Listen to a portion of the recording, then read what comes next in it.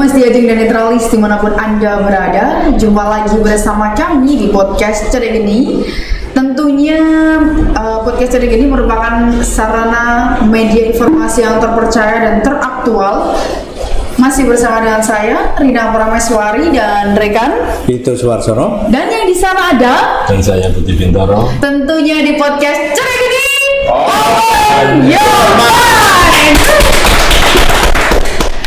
Dimas Diajeng dan Netralis, di episode kali ini kita menghadirkan narasumber yang sangat menginspirasi dan tentunya kita akan membahas seputar ketenagakerjaan.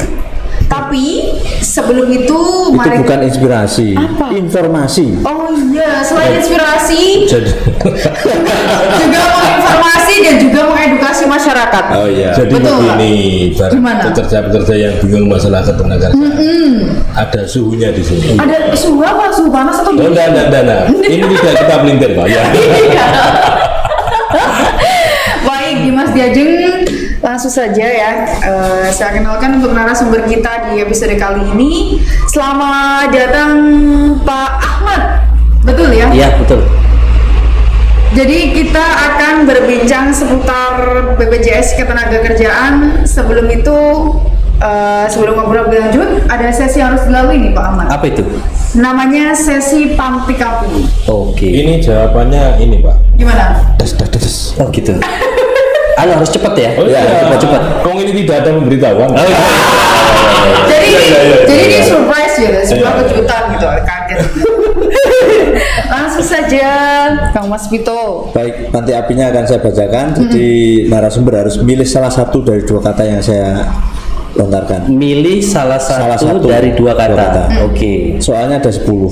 Oke. Jawabnya harus 10, tidak boleh 11. Siap. Ini nggak ada nego, Pak. Kalau lebih susuk Mas. Isu ini susah. Enggak ada piutang. Contoh boleh ya? Contoh. Lalu contoh langsung. Oh, kita tidak ada example, tidak ada. Iya, langsung. Contohnya Rina atau saya. Itu contoh. Oke, siap ya? Siap. Oke, yang pertama. Kerja atau sosial? Kerja. Triwulan atau bulanan? Triwulanan. Klaim atau bayar? Bayar. Tetap atau kontrak? Tetap. Audit atau klarifikasi? Audit. Komunikasi atau sabotase? Komunikasi. Rutin atau tempo? Ulang. Rutin atau tempo? Rutin. Komunikasi atau formalitas? Komunikasi. Freelance atau harian? Freelance. Yang terakhir, pekerja atau karyawan? Karyawan. Sebenarnya beda tipis sih. Sama. Pekerja dan karyawan. Cuma Sama-sama membernya ini. bukan Mungkin member, Pak. keterikatan dengan PT-nya aja yang Enggak, kalau terikat. pekerja itu istilahnya. Kalau karyawan itu tempatnya. Berarti Ini lebih ke jawabannya kok politis banget. Iya. Ini Pak Ahmad. Ahmad. Iya, siap. Ini berapa bulan ditimbal itu? Saya terhitungnya kalau sekarang bulan 10 berarti sudah ya sekitar 6-7 bulan. Bagaimana menghadapi warga Tuban pembayarannya? Ya kalau saya ya jujur saja dari 6 kantor yang sudah pernah saya tempati bertugas, Tuban ini salah satu yang kepesertaan BPJS Tenagakerjaannya itu paling aware. Paling Menurut saya. paling aware. Iya, untuk BPJS Tenagakerjaan ya, Iya. untuk BPJS Tenagakerjaan. Oh, ini bukan ada di Tuban aja kan? Ya, Iya. karena waktu di Kalimantan, waktu itu saya masih PT Jam Sostek. Transisi untuk mengakuisisi atau mengedukasi masyarakatnya itu betul-betul dari nol. Kemudian waktu saya ke Mojokerto dan di Surabaya, ya relatif mereka patuh itu karena regulasi. Nah, waktu di Bali dan di Mataram kita banyak hambatan dengan aturan-aturan, ya. Nah, saya waktu datang di Tuban itu Tuban secara coverage dan prestasi sejak tahun 2018 di level nasional itu coverage kepesertaannya itu tertinggi se-Jawa Timur. Waktu itu, iya, waktu saya datang ya di tahun 2021. Meskipun sebenarnya secara coverage penduduk pekerja rentannya atau pekerja secara keseluruhannya persentasenya masih belum. Iya. Tapi dibandingkan kota lain Jawa Timur, Tuban masih jauh lebih baik. Ya ini susah Karena banyak perusahaan itu ya. Pertama yang menjadi isu nasional setelah tidak dilakukan oleh PT Jam Sostek di era sebelumnya berubah menjadi BPJS Tenagakerjaan itu non ASN, kemudian aparatur di pemerintahan termasuk di desa itu yang paling duluan masuk itu ya di Tuban. Oh gitu ya. Nah, itu Perangkat desa. ya. Jadi gini, kalau kita mau menyampaikan informasi sedangkan informasi atau program itu tidak diketahui oleh pemerintahan di satu kabupaten kota, kita kan susah ya.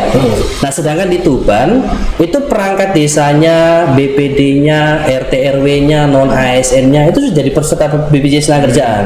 Sehingga waktu kita datang menyampaikan informasi kepada masyarakat, kita terbantu. Beda dong kalau dengan kota-kota yang beda dong dengan kota-kota yang belum melakukan atau kabupaten kota yang belum melaksanakan atau mereka di aparatur pemerintahannya belum terdaftar BPJS Tenagakerjaan, pasti dia nanya dulu nih, kita harus jelasin dulu. Sedangkan yang sudah kan kita langsung bisa running bareng. Jadi ini Setuban sudah semua perangkat desa. Perangkat desa sudah, BPD-nya sudah, kemudian RT-nya sudah, RT RW ya. RT RW di desa ya, di desa. Kita kok bangga jadi orang Tuban. Iya. Di mata BPJS kita bangga aja. Untungnya aku pendatang. Tapi begini, ini kan bicara tentang aparatur desa dan sebagainya. Ini kan dari kacamata panjenengan kan sangat taat dalam hal membayar. Nah, artinya membayar sendiri ini kan ada kadang orang itu kan ngeluh. Ya. Kok selalu bayar BPJS, aku nggak pernah ngeklaim. Nah, ini ada pertanyaan seperti ini, Pak. Ini di sektor pengusaha. Ada pengusaha ya? Di sektor pengusaha. Oke. Ada beberapa pengusaha yang berbicara dulu saat kita ngopi, BPJS sih bayar terus aku melakukan kesusahan. Jadi tolong dijelaskan untuk klaimnya dan kenapa harus bayar tribulan apa tahunan. Sekarang ini kan peraturannya kan berubah. Mungkin bisa dijelaskan betul. Baik. Sebelum saya masuk ke pertanyaannya Mas ya. Jadi saya jelaskan dulu historinya. Jadi kami itu sekarang tuh lebih senang dipanggil BP Jam Sostek. Ya. Jadi penyebutan BPJS itu selalu opini masyarakat itu langsung kesehatan ya. Jadi mungkin nanti di diskusi kita setelah saya menjelaskan ini kita memulai dengan BP Jam Sostek. Nah, BP Jam Sostek ini berubah dari Jam Sostek sebelumnya itu dari 2014 ya, runningnya 2015. Yang tadinya kami itu BUMN ya. Kalau BUMN itu kan orientasinya profit. Betul. Ya, profit. Artinya ya sudah, kalau kita dapat keuntungan selesai. Nah, sejak berubah jadi BPJS Tenagakerjaan itu kami menjadi badan hukum publik yang langsung bertanggung jawab di bawah presiden. Badan hukum publik. Jadi bukan di bawah kementerian. Tapi jalur koordinasinya di kementerian.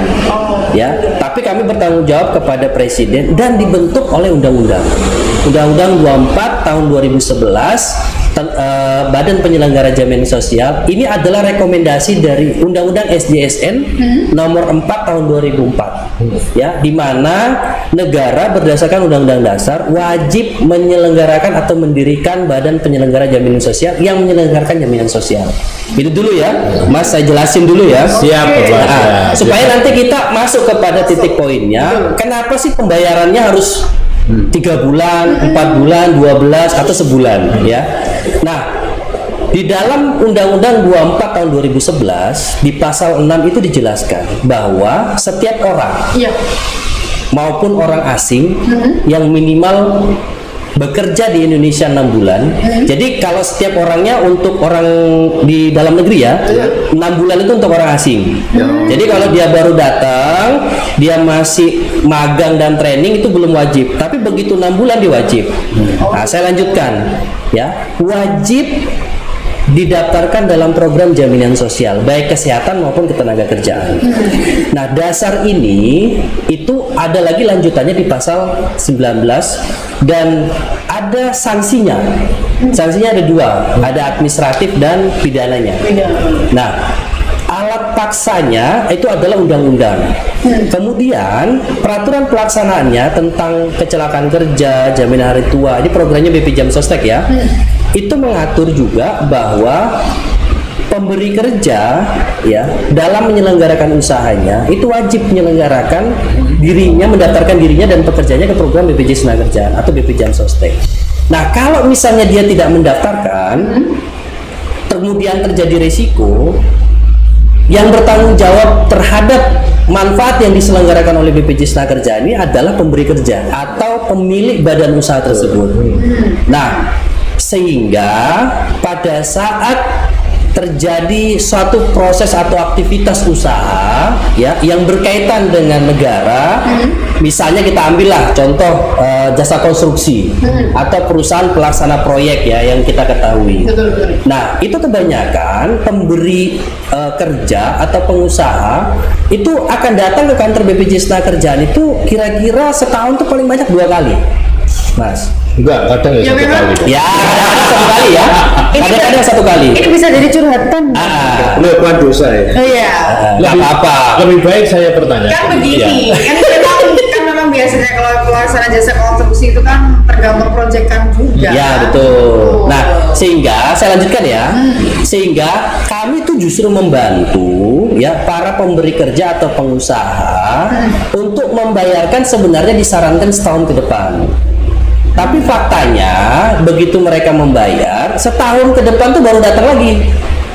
Nah, sehingga tunggakan yang ada atau iuran yang belum terbayarkan karena yang bersangkutan tidak lagi datang untuk membayar itu ditagihkan, dan kami malah menyarankan Pak bayarnya yang sebelumnya dan ke depan ya supaya Bapak tidak menjadi tunggakan. Karena begini, peraturan pelaksana terhadap penyelenggaraan jaminan sosial itu diatur bahwa setiap keterlambatan pembayaran itu ada dendanya 2% per bulan ya, tinggal dikalikan saja, dan ini menjadi bagian dari pendapatan negara. Itu dendanya nggak bisa dinego emang. Ini dia. Bentar. Per bulannya kan yang kurang kan 300.000 pas. Enggak. Jadi gini, program BPJS Tenagakerjaan sekarang tuh ada 5, Mbak. Ya. Jadi ada jaminan kematian, jaminan kecelakaan kerja, jaminan hari tua, jaminan pensiun, dan jaminan kehilangan pekerjaan. Nah, pengusaha atau perusahaan yang wajib mengikuti seluruh segmen ini itu juga diatur di dalam regulasi. Dia wajib ikut berapa program sih? Yang paling minimal yang wajib diikuti oleh seluruh pemberi kerja atau pekerja itu 2 program, yaitu jaminan sosialnya, yaitu kecelakaan kerja dan kematian. Berapa sih jumlah iurannya? Ya, kalau kematian semuanya sama.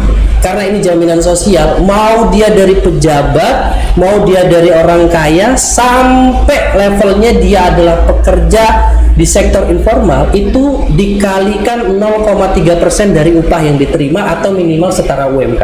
Itu selama berapa ini? Per bulan. Artinya kan keluarga yang ditinggalkan itu ditanggung BPJS juga. Hanya pekerjanya saja. Jadi memang BPJS Tenagakerjaan hanya menyelenggarakan perlindungan terhadap pekerja.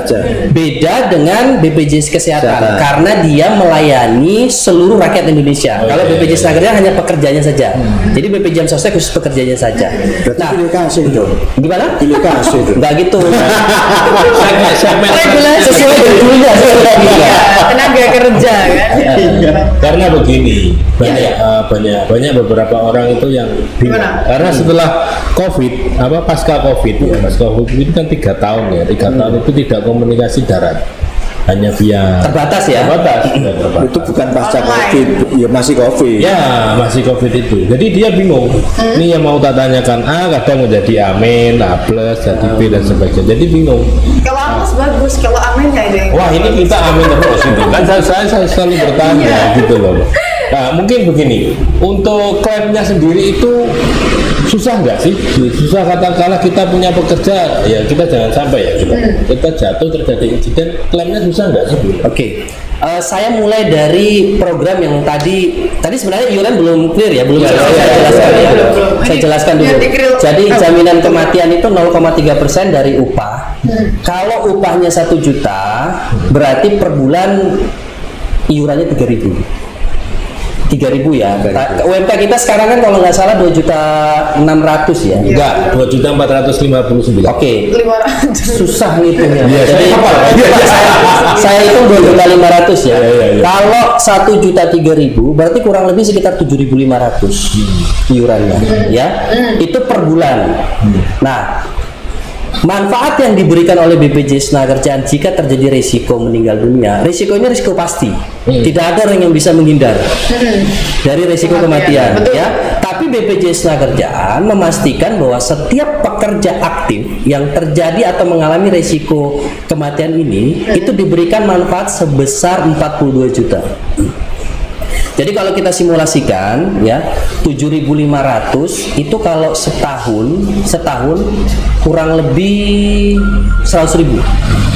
100.000 setahun ya iuran JK jaminan kematian ya. Oh ya. 7.500 kalau 10 bulan kan 75.000. Kita anggap tambah 2 bulan Iya. ya nggak sampai 100.000 sebenarnya. 90-an. Ya, kita hitung biar gampang. Oke. 100.000. 100.000. 10 tahun 1 juta. 20 tahun 2 juta. 2 juta. 30 tahun 3 juta. Oke lah, kita hitung 50 tahun sejak hari ini kita akan bertahan hidup berarti 5 juta. 5 juta. Manfaat yang diberikan 42 juta. Kenapa kok bisa begitu? Karena ini adalah program pemerintah yang tidak melihat untung rugi. Yang jelas siapapun yang meninggal dunia, pekerja wajib ahli warisnya mendapatkan manfaat dari apa yang ditinggalkan oleh yang bersangkutan. Jadi tidak worth it hitungannya kalau menurut hitung-hitungan matematika. Ya, tapi manfaatnya sebegitu besar. Belum lagi kalau dia sudah jadi peserta selama 3 tahun. Apa benefit yang diperoleh Pak ketika menjadi Anak yang ditinggalkan ini 3 tahun berturut-turut dia jadi peserta BPJS Tenagakerjaan kemudian meninggal dunia. Iya.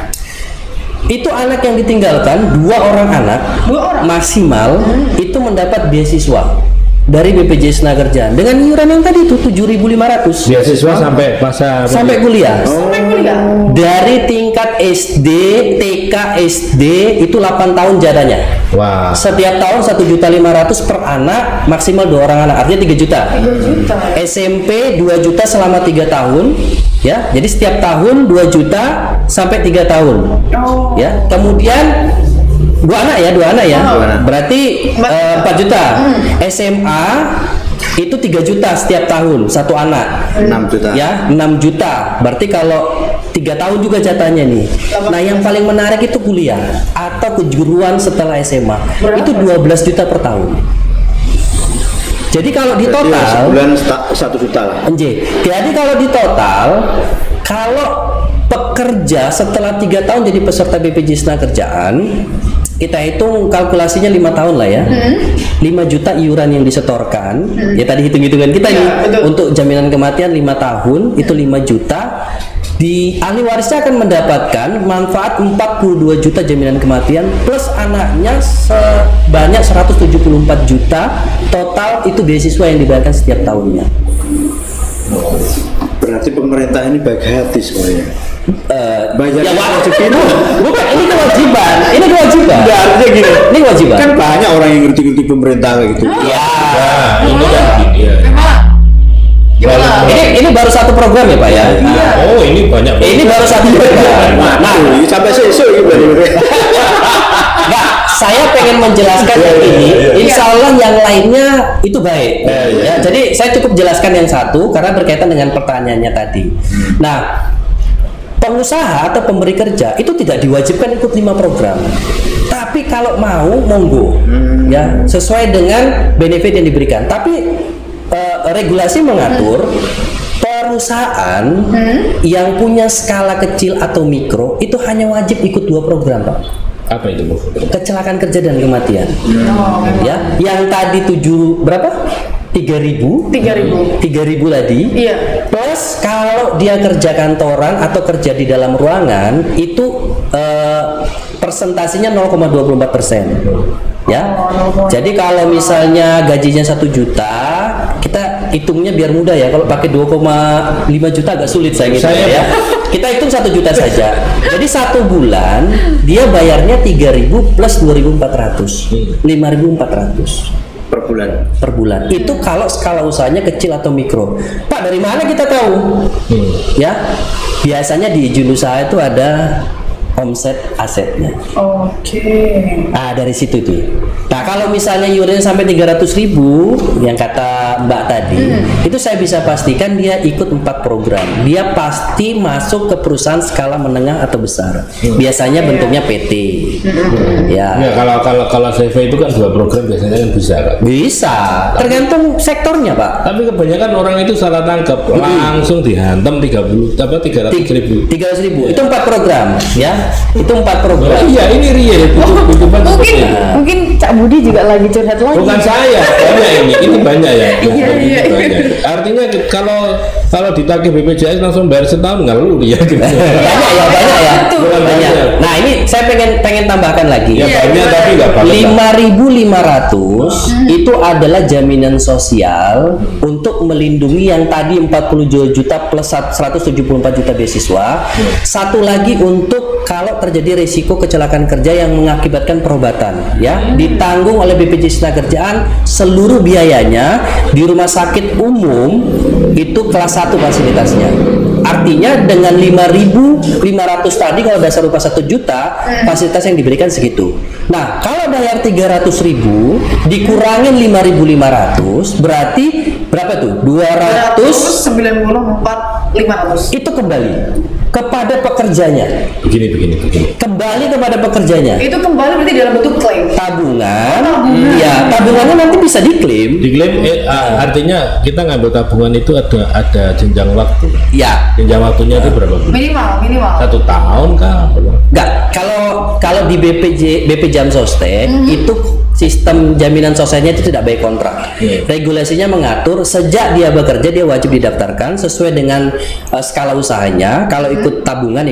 Kapan bisa diambil? Ya, ada beberapa syarat untuk klaim jaminan hari tua atau pensiun. Jaminan hari tua itu klaim yang pertama bisa dilakukan pada saat dia berhenti bekerja.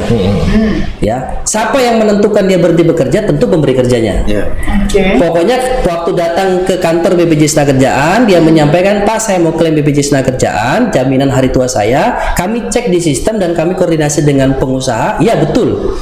Dia setelah berhenti bekerja dibuktikan dari 2 hal.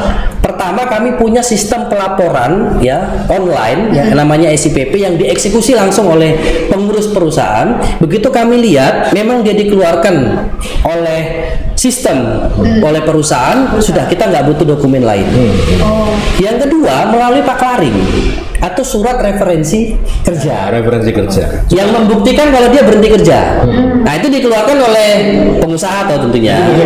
Jadi begini. Nah, jadi waktu dia datang ke kantor membawa itu berapapun masa kerjanya, kemudian di sistem dia telah dikeluarkan, kami akan bayarkan.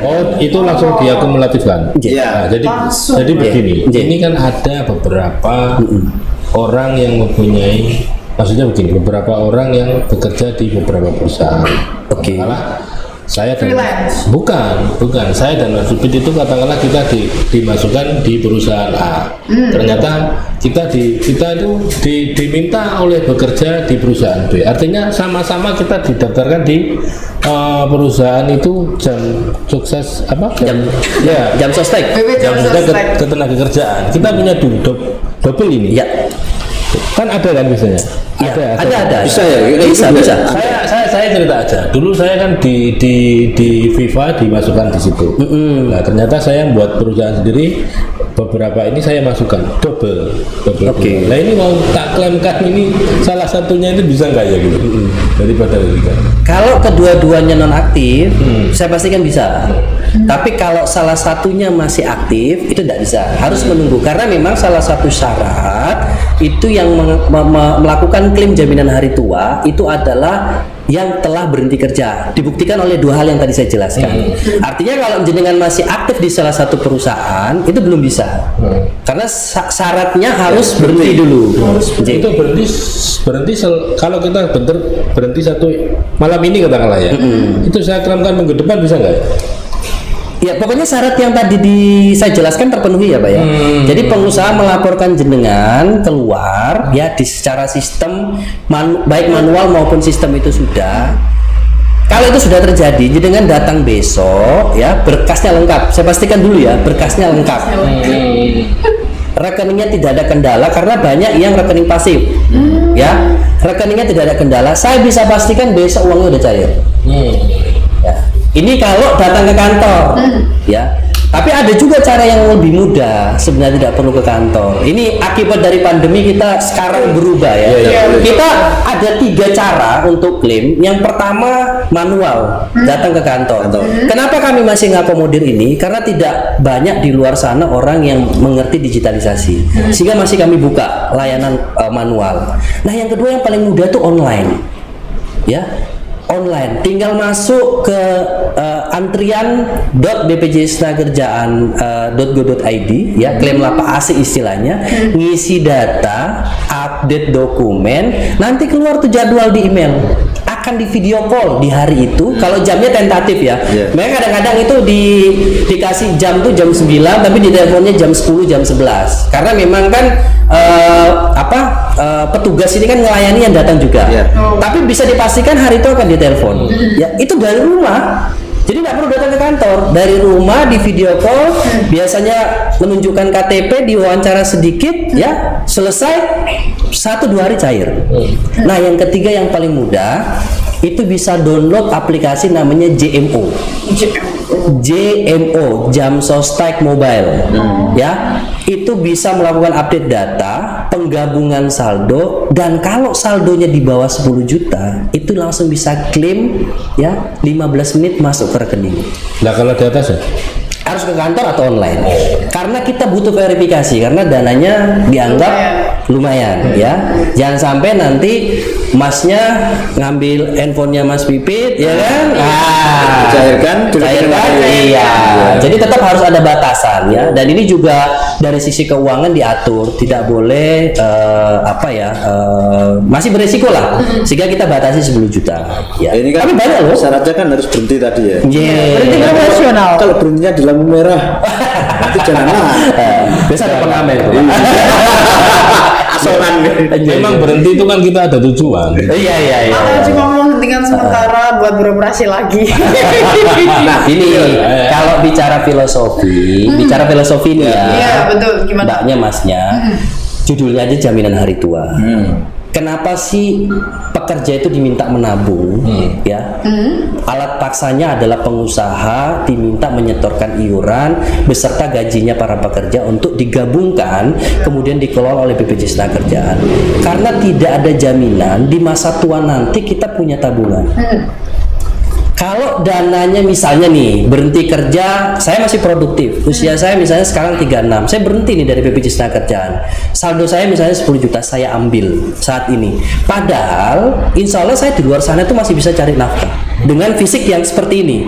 Tapi kalau usia 57 yang ditentukan oleh regulasi, di mana usia itu tidak produktif, ya kita kemungkinan besar tidak akan diterima lagi di pekerjaan lain. Disitulah dibutuhkan sebenarnya dana JHT, sehingga disarankan betul meskipun kita berhenti kerja jangan diambil JHT-nya, karena JHT itu tidak ada biaya administrasi dan tidak ada potongan. Saya ambil contoh, saya pernah waktu saya jadi kabit pelayanan di Bali, saya pernah menemukan seorang pekerja di tahun 2006 berhenti kerja nih Pak, saldo akhirnya itu 6.500.000. 2006 ya. Waktu itu. 6.500.000 dia tidak lagi bekerja, tidak lagi ikut BPJS Tenagakerjaan, tidak disetorkan, tidak ada setoran ini. Uangnya 6.500.000. Kalau itu di tabungan biasa, menurut Mbak kira-kira uangnya tetap 6.500.000 atau Berkurang. Mbak tahu berapa yang saya bayarkan di tahun 2021? Saldonya 21 juta. Kok bisa nambah? Karena dikembangkan oleh BPJS Tenagakerjaan. Memang tujuannya itu. Tadi seperti deposit ya, bisa juga kayak. Kalau dikembangkan kan harus ada yang nyirami gitu. Iya, supaya tumbuh ya. Cocok. Tumbang kalau nggak bisa. Padahal begini, padahal Iya. yang bekerja itu tidak paham neraca, iki perkembangan ini dan neraca. Main langsung dikembangkan itu kaget gak sama dia? Maksudnya, wah kok di sini juta ini kan? Kebanyakan seneng kok Mas. Kebanyakan seneng. Kagetnya tuh kaget senang. Iya. Saya belum menemukan yang, kok 21 juta, saya pengen 6.500.000 saja. Itu belum menemukan saya. Ya enggak. Kebanyakan kagetnya tuh senang, bersyukur ya.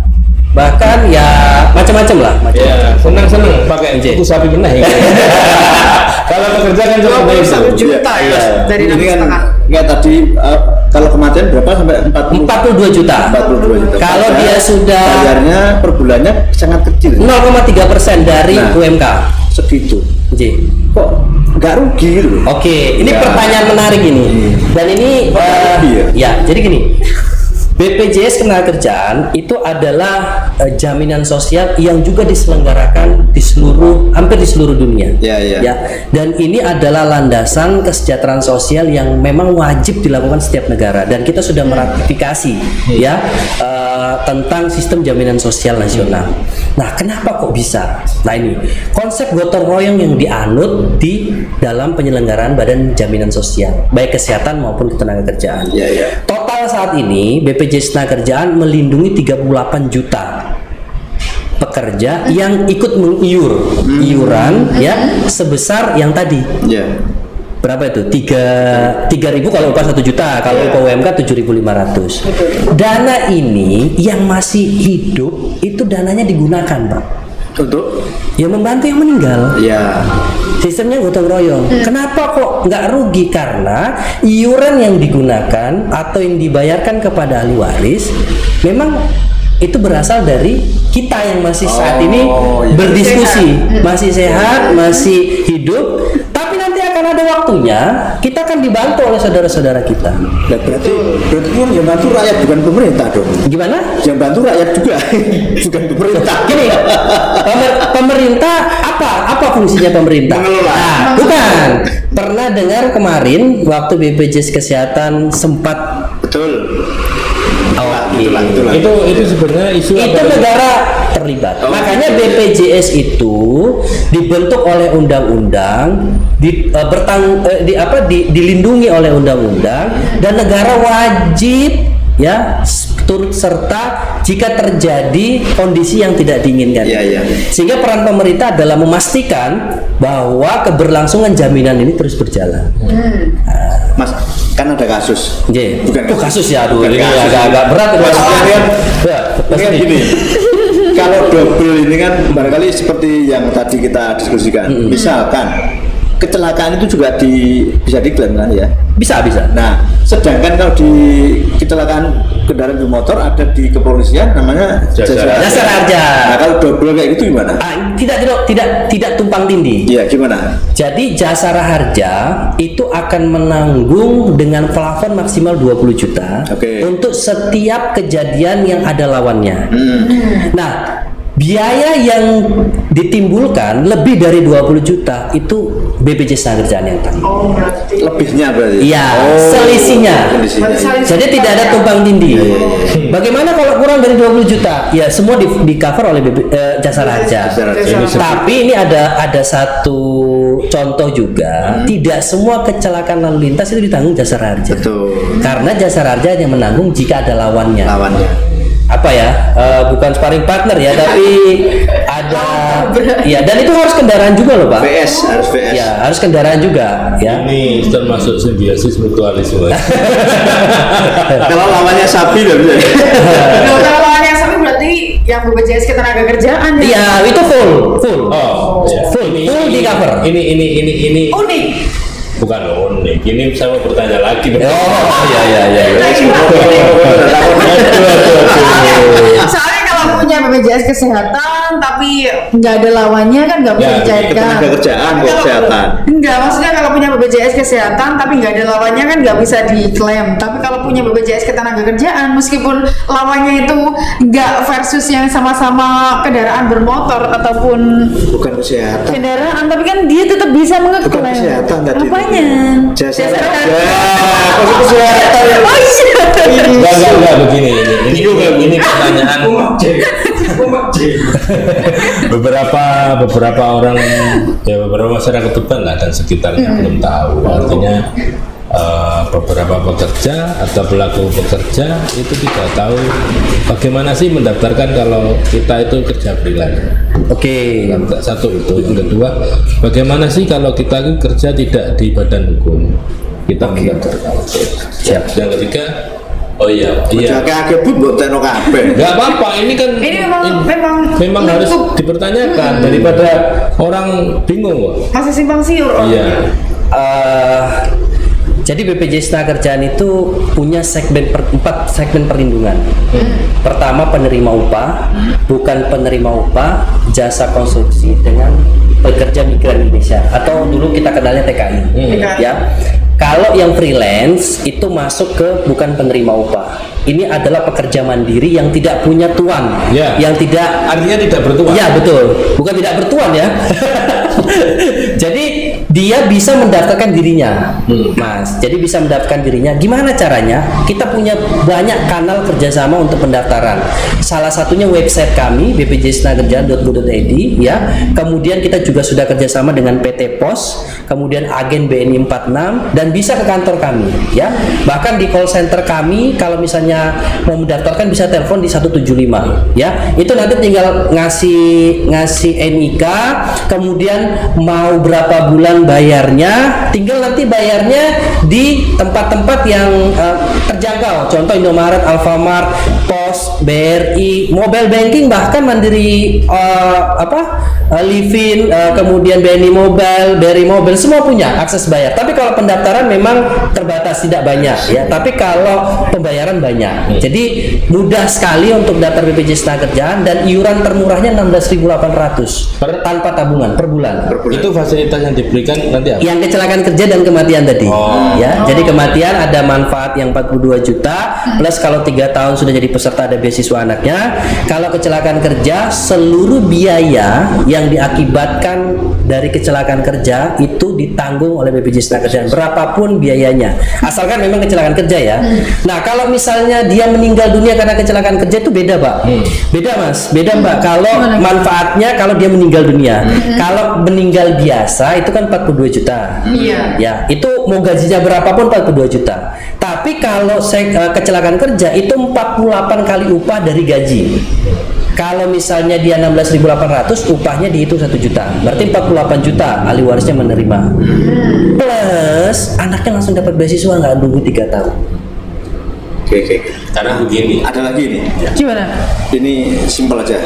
Biasanya orang Indonesia kan suka modifikasi, Iya, dimodif, kayak gitulah pokoknya. Iya. Nah, artinya perusahaan kadang-kadang nggak sampai segitu, nggak punya kesadaran apa ya namanya pentingnya ikut BPJS Ketenagakerjaan. Artinya gini, bisa ada nggak misalnya kasus begitu mati kecelakaan kerja baru ngurus, ada nggak? Saya pernah nemukan. Yang nakalan kayak gitu lah. Saya ya? pernah nemukan. Itu kejadiannya di Bali waktu itu. Jadi memang di BPJS Tenagakerjaan itu kan lihatnya adalah detik ya. Jadi kalau dia tereksekusi atau terinput telah membayar misalnya sekarang pukul 20.30, kemudian meninggal di 20.35 dibayar. Ya, dibayar. Tapi harus ada penyebabnya, harus ada itikat baik waktu mendaftarkan. Nah, waktu di Bali, ini pas Covid nih, pas Covid. Jadi dia pendaftarannya hari Rabu, ya. Hasil PCR-nya itu dinyatakan Covid di hari Rabu malam. Artinya kalau kita memandangnya ini wajar. Berarti kan dia nggak tahu kalau dia COVID. Iya. Tapi dia daftarinnya sore misalnya, malam ketahuan COVID. Nah, tapi ya begitulah, kita kan perlu untuk melakukan pengecekan ya, karena kami sudah kerjasama dengan rumah sakit, kami kirimkan NIK-nya yang bersangkutan. Ternyata 2 hari yang lalu sudah diketahui dia COVID melalui antigen. Sudah ada itikat ya yang tidak tepat, karena memang namanya jaminan itu harus didaftarkan pada saat orang belum punya risiko untuk terjadi kondisi itu ya. Saya ambil salah satu contoh, kalau teman-teman media paham, kemarin sempat ada viral yang 2 nelayan hilang ya. Itu hari Senin disosialisasi, Rabu siang daftar, malam dinyatakan hilang, Sabtu dinyatakan meninggal. Kemarin bulan ini kalau nggak salah saya bayar Yang di Jenuh itu ya? ya. Oh bukan, di Palang. Oh, di Palang. Yang di Keradenan, ketemunya di Tambak Boyo kalau nggak salah. Oh iya. Ketemunya di Tambak Boyo. Itu kemarin ahli warisnya sudah kami bayar 42 juta. Itu hitungan hari ya? Hitungan hari. Jadi seperti itulah manfaat. Karena ini jaminan sosial, jadi hanya masalah registrasinya saja yang menentukan dan kewajarannya. Kalau nelayan kan sehat ya, dia memang tugasnya kan mau melaut. Tapi kalau case kayak yang saya ceritakan tadi itu nggak boleh. Akhirnya kami tolak yang di Bali. Kalau nelayan kan di laut, kalau kita kan mencari informasi. Iya. Makanya kita butuh informasi dari jenengan. Iya. Informasi gotong royong. Informasinya tidak tumpang tindih di masyarakat. Banyak masyarakat itu beranggapan BPJS itu selalu membayar. Nah, di sini akhirnya kan masyarakat itu kan kebuka. Membayar, hanya membayar. Iya, dia tidak paham. Nggak bisa. Makanya kita klarifikasi ke beliau. Betul. Bagaimana sih BPJS itu ternyata sudah terjawab. Ya. Mungkin ada closing statement untuk warga Tuban dan sekitarnya. Ayo ikut BPJS Ketenagakerjaan atau apa? Manfaatnya banyak sekali. Silakan Bapak, closing statementnya apa ini? Oke. Pertama saya ingin mengucapkan terima kasih ya, karena saya telah dihadirkan membawa nama institusi BPJS Ketenagakerjaan. Pertama, BPJS Ketenagakerjaan itu adalah lembaga hukum publik ya. Ini adalah lembaga negara yang memang punya tugas untuk menyelenggarakan program jaminan sosial ya. Kami hadir di Tuban itu tugasnya adalah bukan mengurangi atau tidak membayarkan klaim. Tapi kami sedih jujur saja kalau ada pekerja yang tidak daftar BPJS Ketenagakerjaan. Dari sekian banyak manfaat yang saya jelaskan tadi ya, saya yakin ya kita semua itu harus bergandengan tangan untuk menyampaikan informasi ini kepada masyarakat pekerja. Karena banyak pekerja yang ada di luar sana itu tidak tahu sebenarnya manfaat program ini. Dan yang kedua, saya terus bekerja sama dengan pemerintah daerah ya untuk memastikan bahwa setiap ada program-program yang dilaksanakan oleh pemerintah itu harus juga mementingkan tentang jaminan sosial. Saya kemarin berdiskusi dengan beberapa kepala OPD, jaminan-jaminan atau bantuan-bantuan sosial yang diberikan dalam bentuk misalnya BLT dan lain-lain itu baik untuk menstimulus mereka. Tapi kalau tidak punya jaminan sosial, apa daya kalau resiko itu terjadi? Ya, orang-orang yang mempunyai dana banyak saja, kalau terjadi resiko kecelakaan kerja yang membutuhkan biaya besar, itu bisa anjlok keuangannya. Apalagi mereka yang bekerja hari ini untuk makan hari ini. Gimana kalau terjadi resiko kecelakaan kerja atau kematian? Anak yang ditinggalkan bisa jadi tidak sekolah ya karena pencari nafkahnya meninggal dunia. Nah, dengan hadirnya atau adanya program jaminan sosial melalui BPJS Ketenagakerjaan, yang pertama, pekerja tidak cemas dengan pekerjaannya karena dia mencari nafkah, dia terlindungi BPJS Ketenagakerjaan. Yang kedua, dia bisa memastikan kalau resiko meninggal yang kita sepakati ya ini akan pasti terjadi oleh siapapun, itu terjadi minimal ada manfaat yang ditinggalkan oleh ahli warisnya, anak istrinya ya. Dan yang paling penting saya ingin sampaikan, banyak orang di luar sana yang tidak berpikir kalau anak yang tinggalkan itu akan sampai ke jenjang pendidikan yang tertinggi. Tapi dengan ikut BPJS Ketenagakerjaan, kepastian itu ada. Mungkin itu yang bisa saya Luar biasa. Terakhir, Terakhir. kantornya di mana? Oke. Ya. Jadi aja ngobrol, orang mau ke kantor nggak tahu ya. Jadi kantornya di WR Supratman nomor 62. Ancer-ancernya itu Taman Seliku. Taman Seliku. Ya, jadi kalau Bukan Taman Seliku. apa itu? Bundaran. Bundaran. sorry. Kita kan dulu kan sering ngobrol di sini. Oh iya. Selingkuh. Jadi mohon maaf kalau salah-salah. Sebenarnya kita mau ngobrol itu panjang banget, apa resikonya dan sebagainya. Cuma masalah Waktu. kita membahas itu. Mungkin usul season 2, season 3. Boleh Pak, kita season 100 boleh. Ya. Mungkin nanti juga bisa Ya. dihargai. Biasanya gini kalau podcast biasanya kalau yang nonton dan yang komen banyak itu selalu ada permintaan untuk sesi selanjutnya. Oh itu gue. Kita doakan diskusi kita hari ini disukai oleh banyak orang. Ya, ya. Amin. Makanya habislah kuota kamu. Sudah? Oke, ini terlalu asik ngobrolnya, silakan digoseng. Oke. Oke, Dimas Diajeng dan Netralis dimanapun Anda berada, tidak terasa 30 menit sudah kita menemani Dimas Diajeng dan Netralis yang ada di sana. Saya Rina Prameswari dan rekan Vito Suarsono serta Saya Budi Bintoro. dan juga narasumber kita Bapak Ahmad Fatahudin pamit undur diri.